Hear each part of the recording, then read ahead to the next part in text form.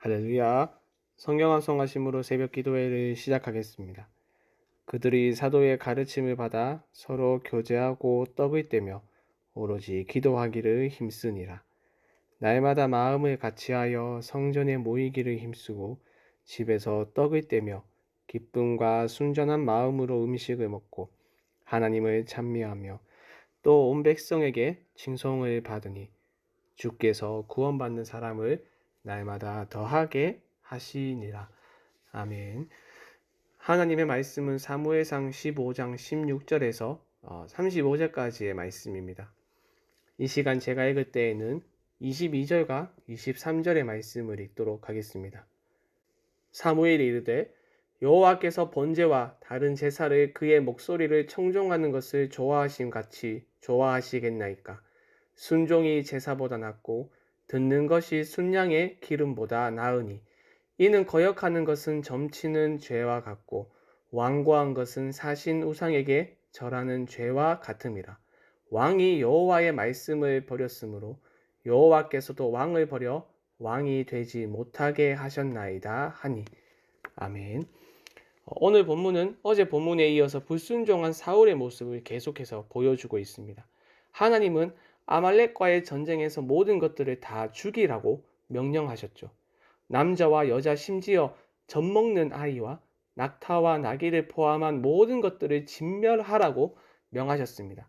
그런데 사울은 이 하나님의 명령에 100% 순종하는 모습을 보이지 않았습니다. 사울은 가치 있고 좋아 보이는 가축과 동물을 죽이지 않았습니다. 그렇다면 사울은 왜 하나님의 말씀에 순종하지 않는 모습을 보였던 것일까요? 물론 어제 본문에서 사울은 가장 좋은 것을 제물로 바쳐서 하나님께 제사하려고 가져왔다라고 하였지만 그것은 어디까지나 변명에 불과했습니다. 이러한 그의 변명은 오늘 본문에서도 계속되는데요. 20절과 21절의 말씀을 보시죠.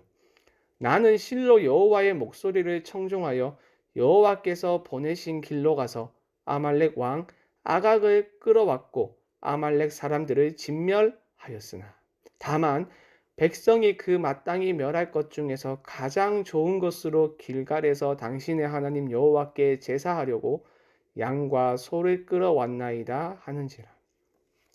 자신에게 잘못이 있는 것이 아니라 백성에게 잘못이 있다고 말하고 있죠. 마치 나는 그렇게 하고 싶지 않았는데 백성이 너무나도 원했기 때문에 양과 소를 끌고 왔다고 말하는 것 같습니다. 참으로 어리석은 변명이 아닐 수 없죠.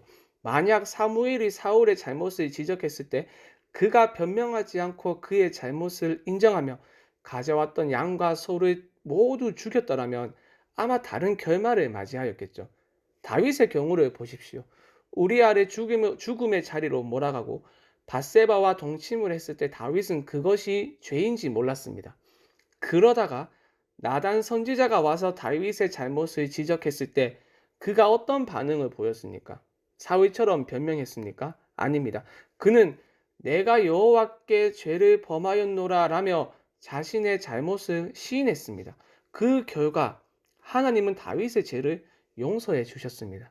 그러나 다윗과 다른 모습을 보이며 변명하기에 급급하였던 사울은 어떻게 됩니까? 결국 왕의 자리에서 쫓겨나게 될 것이라는 선언을 듣게 됩니다. 23절 하반절의 말씀을 보시죠.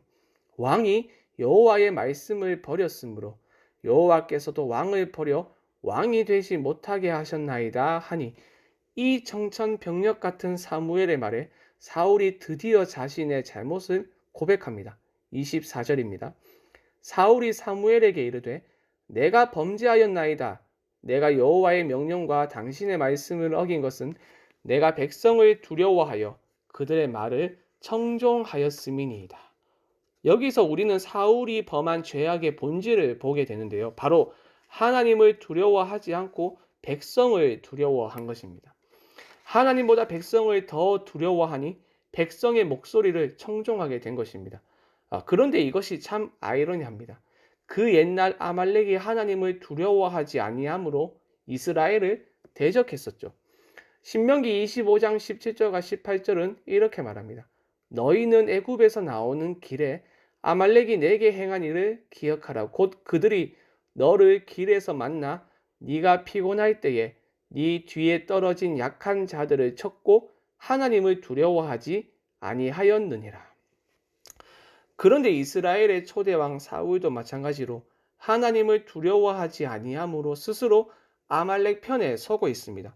이것이 아말렉을 진멸하라는 하나님의 명령을 수행하는 과정에서 일어난 일이었기에 더 아이러니한 것이죠. 그런데 자신의 잘못을 시인한 것처럼 보이는 사울의 고백이지만 이것 또한 진실성이 결여되어 있습니다. 여호와께서 왕을 버려 이스라엘의 왕이 되지 못하게 하셨음이니이다 라는 선언을 한 차례 더 들은 사울은 30절과 같은 말을 하게 됩니다.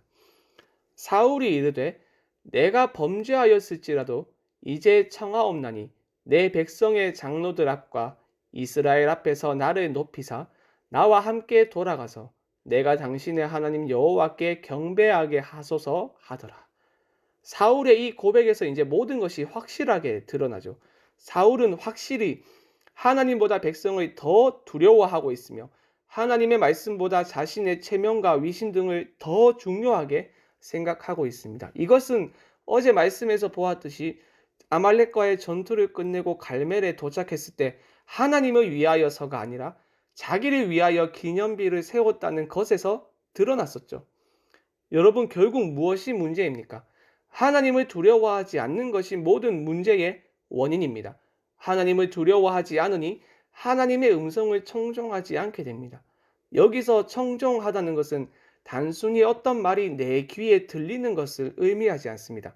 청종이라는 것은 말하는 사람의 의도를 이해하기 위해서 또 이해된 대로 행동하기 위해서 마음 깊은 곳으로부터 복종의 마음을 가지고 내 의지로 귀를 기울이는 것을 의미합니다. 그 소리를 더 잘 듣고 싶어서 소리가 나는 곳으로 귀를 가까이 대고 더 잘 깨닫고 싶은 마음이 생기는 것이 바로 청종입니다.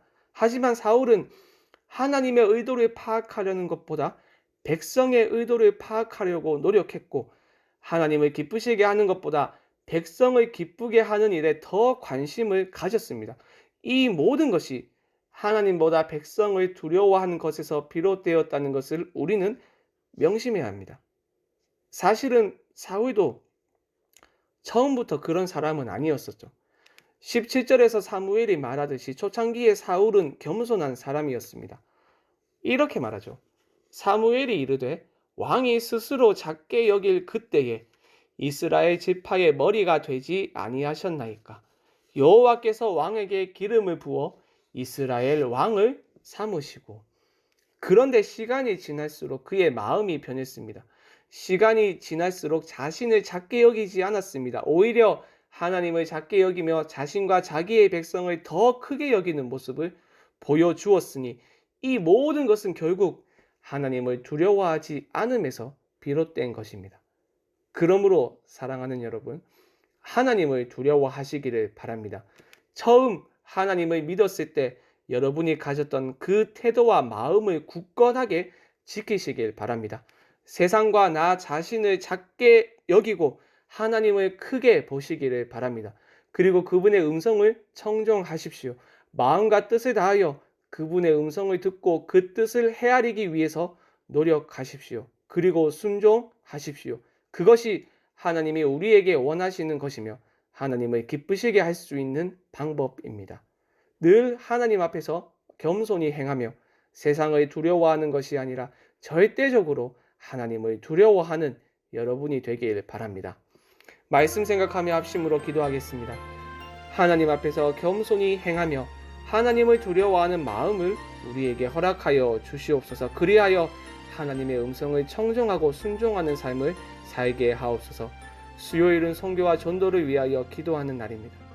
안식년으로 귀국한 김영진 안은양 선교사님의 일정을 인도하여 주시고 쉼을 얻는 재충전의 시간이 되게 하여 주시옵소서. 또한 선교지를 시켜주시고 우리 모두에게도 구령의 열정을 회복시켜 주시옵소서. 마지막으로 코로나 때문에 어려움을 겪고 있는 성도들을 지켜주시고 위로하여 주시옵소서. 포스트 코로나 시대에 우리 교회가 위축되지 아니하고 기도하며 힘차게 도약할 수 있도록 지혜와 힘을 공급하여 주시옵소서. 이 외에도 개인의 기도 제목을 가지고 자유롭게 기도하시면 되겠습니다. 우리 주님의 이름을 한번 부르고 자유롭게 기도하겠습니다. 주여